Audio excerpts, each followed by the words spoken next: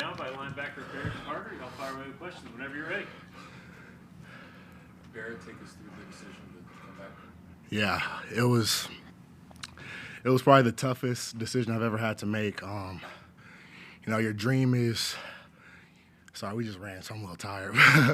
No, your dream is that opportunity is right there in front of you, and, you have a tough decision to make, but you have to really weigh out the pros and the cons. So, I felt like I had some unfinished business here. I felt like I left a lot of meat on the bone this past year, and just, I came here to win a national championship, and, I set out a lot of goals for myself, and, I had an opportunity to come back, and I talked to a lot of people, got a lot of input, and decided that, it was in my best interest for myself, selfishly, to come back. But just, I love this university, I love this team, I love these people, and, I couldn't leave yet.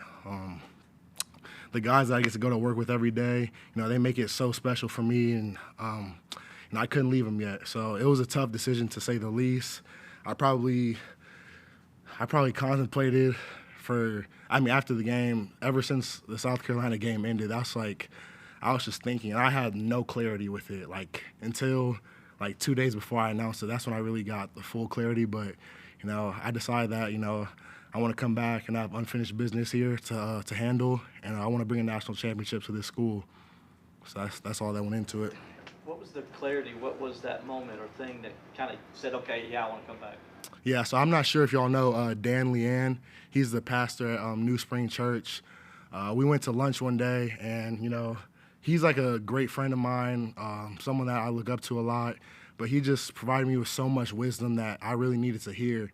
I talked to a lot of people about my decision just because I really had no clue what to do. But I talked to Dan Leanne, and he really just gave me so much clarity. He just said, don't make a decision based off of fear. And I think that was just exactly what I needed to hear. Something clicked in my head that I knew what I needed to do after hearing that. So, that was probably the best thing. I think God works in mysterious ways, and us going to lunch that day really just opened the door for me that I had to make the decision to come back. I guess Coach, when he was saying he thinks if you were projected as a top 20 pick, you probably would have won. I mean, so it's fair to say it wasn't quite that great. I guess what was the feedback you got? Yeah, I was hearing a lot of different things. The main thing for me is I know what I'm capable of, and the what I was hearing is I feel like I would be selling myself short if I were to leave this year, and so it was a tough decision just because I know what I'm capable of. I know where I feel with my talent, my versatility, I know what I can do, and I know what value I would bring to a team. And that really kind of wasn't what I was hearing from the grades and everything. So, it was a tough decision to make, but I'm coming back to bring a national championship back to this program, graduate, become a captain, and just set myself up for my future. And that's what I'm here to do, just lead my teammates every single day. I guess how much more do you want the plan?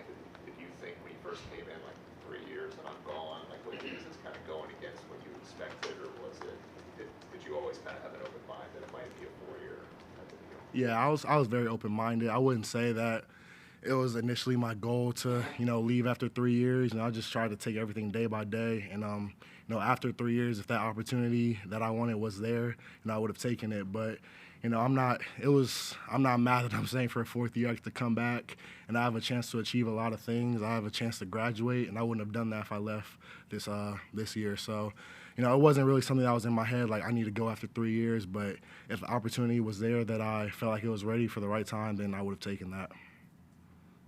You said a little meat on the bone in terms of this year, in terms of how you played, or what kind of, if that's the case, what frustrated you, or what do you think you want to get better at or show people that maybe didn't happen? Yeah, it was a lot of things. I think how I played definitely didn't meet my standards. Meat on the bone also, I get to come back and graduate. I wouldn't have graduated. I felt like I could have led better this year.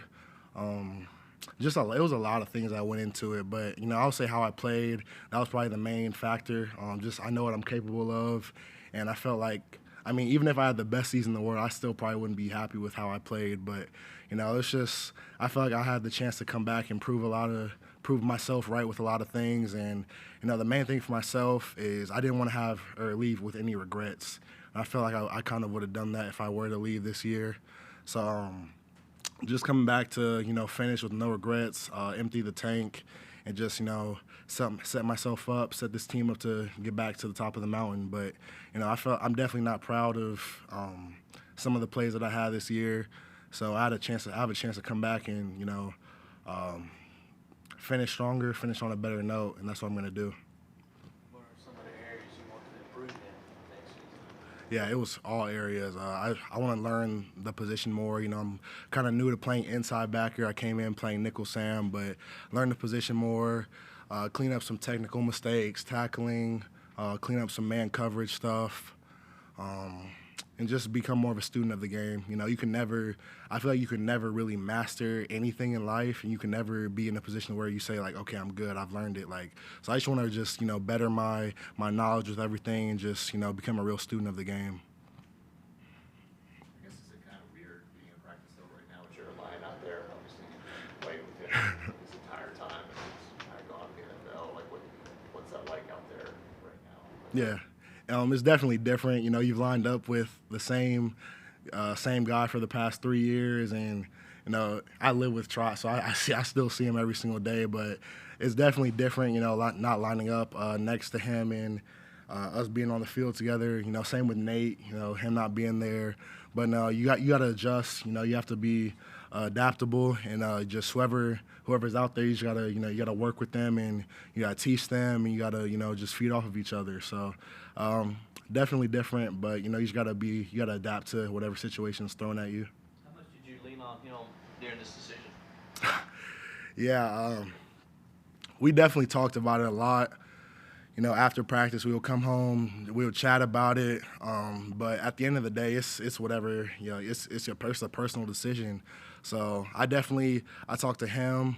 I even talked to Big Trot, his dad too, just because he's been in the position before and he played a long time in the league. So I was gathering a lot of feedback, but we talked about it a lot every single day. But it was a personal decision that I had to make for myself. So yeah, that's all that went into it. Did Big Trot have any wise words for you, or I guess anything to say impress upon you at all? Yeah, he was supportive, with whatever I decided to do. He was really just saying follow your heart and pray about it, and God will lead you whatever way is right. And so that's really all the feedback was from him. Just pray about it, and whatever decision you decide to make, don't look back, and just go attack everything head on, and just don't say, oh, I should have done this or I should have done that. Just whatever you decide to do, just face that head on and just go with it and don't look back. Do you think the average Joes kind of get an idea how difficult these decisions really are for you guys when you're looking at all the things in front of you and everything? Yeah, I feel like if you're not the one in the shoes making the decision, you probably won't understand how tough it is. Like for someone outside of this, they probably just think, oh, it's either the league or you're staying in school. But it's so much that goes into it. I committed to this school because I love it here and I felt at home here. And if I were to leave here, like, it would probably be so tough for me, and I'll probably take a while to adjust. Just not being in Clemson every single day and having to be in a new place, training and everything. And so it's so tough. Like, besides committing to Clemson, easily the toughest decision I've ever had to make in my life. And this is something that, like, it's a personal decision. You can ask for feedback and you can weigh out pros and the cons and all the things, but at the end of the day, it's your decision. And it's probably the first real, like, grown decision I've had to make in my life. So it was super tough to say the least, but I'm glad to be where I'm at today, and I'm just ready to get back to work with the guys and ready to lead the new guys who are coming in and just show them how it's done and what it takes to be great. I think Coach Sweeney was saying one of the things you want was to be a captain as well. Kind of why is that something you really wanted to have, I guess, in this final season, and what do you expect from yourself, like, I guess, in that role this next offseason? Yeah, so for myself, I feel like I'm a natural born leader, and I don't think in our program it's allowed for a junior to be a captain. I think you have to be a senior. So, I've always finished in everything that I've done, and I came back to finish. I came back to show my teammates that I'm worthy of being a captain and lead them to the promised land. And there were so many great ones that came in front of me. When I first got here, I had James Skowski, I had Balin Spector, Mario Goodrich, the list goes on. Like, so many great ones in front of me who showed me what it takes to be great. And, I set that goal out that I want to be the next one of those, and I want to be a legend at this school. And I think when you earn that status of being a captain, you earn that trust from your teammates, you've reached that point. So I'm just ready to, build that trust for my teammates and lead them and, show them what it takes to, become a national championship or become a national champion. But, that's just a goal that I set for myself, just be a captain and, take this team to the promised land. What do you think it's going to take if you had to kind of describe or make a picture of what's going to take? Yeah, consistency. That's the main thing. I can't one day be super high and one day be super low. I have to be the same guy every single day. I'm gonna have to be the vocal leader. I'm gonna have to lead by example in all areas. In the classroom, on the field, in meetings, in the weight room, everywhere. So, I'm ready for the challenge, but I know that I'm capable of doing that. Any questions for Barrett virtually? Anybody else in the room? Hey Barrett, when you're so committed to Clemson, and clearly this place is very special to you, what's it like for somebody who's coming back to Clemson to see when teammates enter the transfer portal and decide to go elsewhere?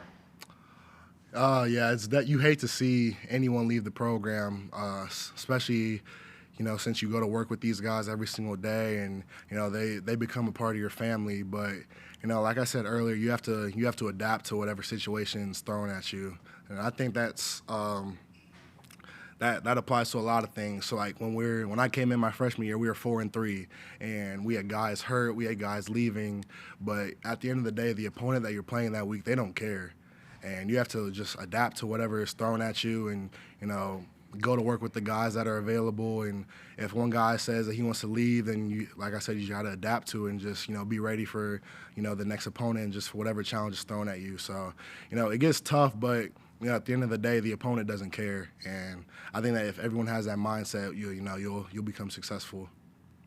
Take one or two more for Barrett if anybody has any. How important do you feel like this bowl game is? Now that you're trying to build momentum, obviously that game into the next season, knowing you're coming back now. Yeah.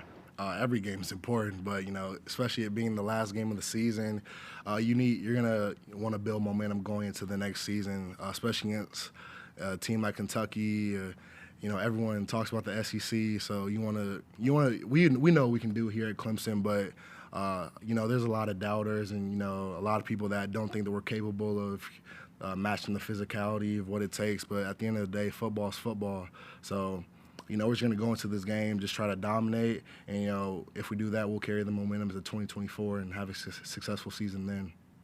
With Jeremiah gone, what have you seen from Wade as he slides into a bigger role? Yeah, he's already been a mature guy, but he's matured even faster just now that his role has emerged, and he has to, become more vocal and become more of a leader since Trot has left. But Wade's all capable of doing that. He's a great kid, great leader, and he's gonna be so great in the future, and I'm excited to see it. All right. Thank you, Barrett. Thank y'all.